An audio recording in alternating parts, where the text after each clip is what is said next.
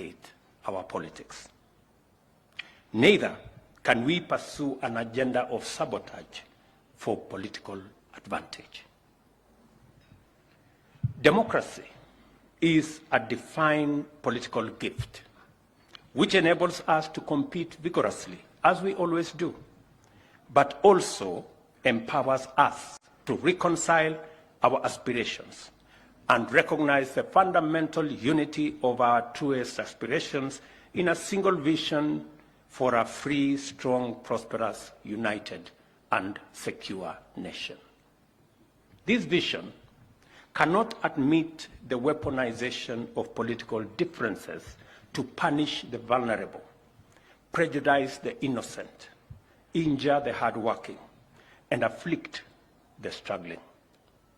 Pursuit of political aspiration must also enhance justice, not undermine it, expand freedom, not constrict it, and must increase democracy, freedom, and security, and not promote autocracy, tyranny, impunity, destruction, or fear.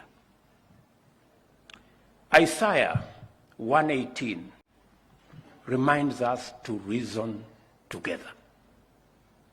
Today, we are in the midst of a robust national conversation about public policies.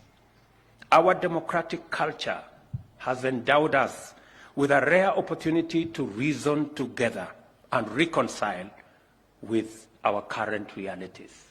We all agree, seated here, members of parliament from all sides, leaders from all sides, that we have 5 million of our young people out of school, without jobs.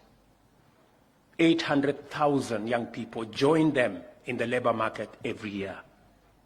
I was looking at the budget last night. 628 billion will be spent in the education of our children in this year's budget, from primary school all the way to our universities. Yet, it is important for us